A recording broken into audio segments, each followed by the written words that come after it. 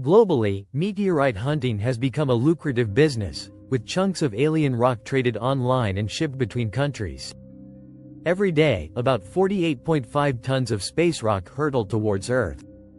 Every day, about 48.5 tons of space rock hurtle towards Earth.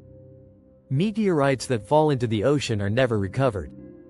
But the ones that crash on land can spark debates about legal ownership. Globally, meteorite hunting has become a lucrative business, with chunks of alien rock traded online and shipped between countries. Meteorites hold the key to the mysteries of the universe, but increasingly, significant scientific finds are being lost to private collectors. Last year, New Zealand formally recorded an apple-sized meteorite weighing 810 grams. It fell on Department of Conservation land in the central South Island, near Takapō. Recovered by Jack Weterings, a member of Fireballs Aotearoa, a citizen science group tracking meteorites. The meteorite has reignited discussion about the regulation of such finds. The Ellerslie meteorite crashed through the roof of a Auckland family home in 2004. Wikimedia comments, CC by NCSA. Over the years, several meteorites have been recorded in New Zealand. Most notably, the 1.3 kilograms Ellerslie meteorite crash landed through the roof of the Archer family home in Auckland on June 12, 2004.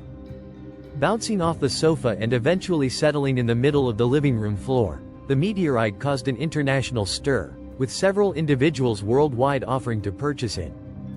The Archers, a retired couple, refused these offers, opting instead to sell it to the Auckland War Memorial Museum for public display. The Takapō meteorite spent much of 2024 being pored over by geologists at the University of Otago. But the question of rightful ownership remains open because it was found on public land.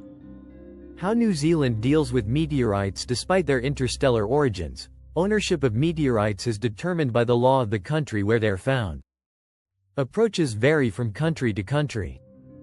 Some allow private meteorite ownership while others require mandatory state ownership with no compensation of any kind. New Zealand, along with Canada, France, the US and the UK, has adopted an approach that depends on where the meteorite crashes. If it lands on private property, the landowner is the rightful legal owner of the space rock. With meteorites found on public property, as was the case with the Takapō meteorite, the finders-keepers approach prevails and Fireballs Aotearoa, thanks to Jack Weterings, is the legal owner. While the organization professes to have no commercial interest in meteorites, and pledges to donate all to museums, not all meteorite hunters are so willing to donate the spoils of their discoveries. Commercial meteorite hunting appears to be on the rise internationally, especially in China, where it is a lucrative source of income.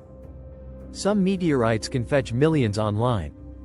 With collectors reportedly including Elon Musk, Steven Spielberg, Nicolas Cage and Uri Geller, the hobby is now seen as glamorous. The world's fascination with the ultimate antique is expected to grow. Trading meteorites. Several states have stepped in to regulate meteorite hunting within their borders.